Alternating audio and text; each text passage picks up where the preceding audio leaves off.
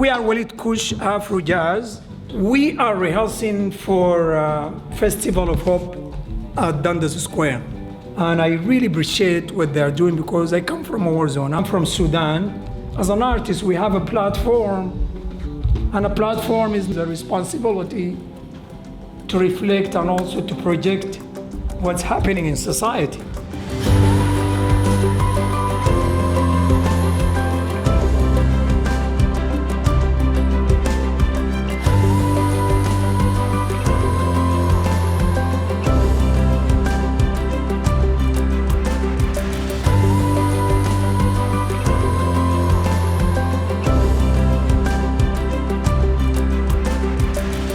People are crowded into Young Dundas Square. We have music from around the world. We have food from around the world.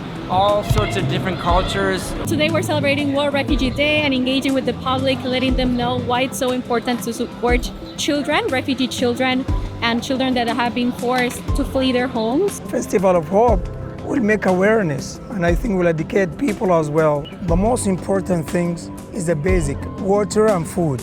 Some of those children, they walk miles and miles to go to bring water, clean water. Sometimes not even clean, to bring it and boil it and drink it. The least I can do, I can bring awareness about those children being affected. The Festival of Hope is an opportunity for artists who are from the regions where we're working to showcase their talents, to encourage people to pay attention to what's happening in different parts of the world, and to really get involved and get behind our work and our operations throughout the world. So I am actually a refugee from South Sudan, and World Child has done a lot of work out in East Africa, especially in South Sudan. So today is actually a very, very big honor to be able to participate and to be able to present music. That really makes me feel really great. I'm really humble. It's an honor for Walid Kush Afro Jazz to be part of this. They're reaching out to artists where they are children of war, artists they coming from a war zone, and I hope we leave an impact in the Canadian audience.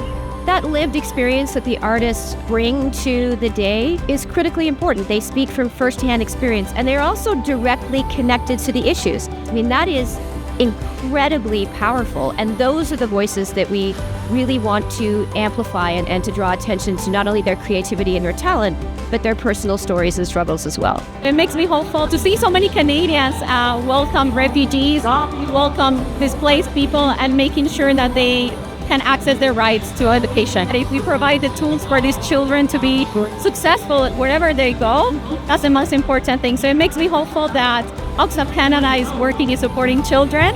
It is a celebration of people and places and culture, but at the same time, it is a reminder that war is a growing threat throughout the world. And many of the countries in which War Child is working, Sudan, South Sudan, Afghanistan, Yemen, and elsewhere, they are being overlooked, they are being overshadowed, and people within those communities really need this support. They need our engagement, they need our compassion and our empathy. I'll tell you what makes me hopeful. It's events like this, and we gather the public to talk about what needs to be done.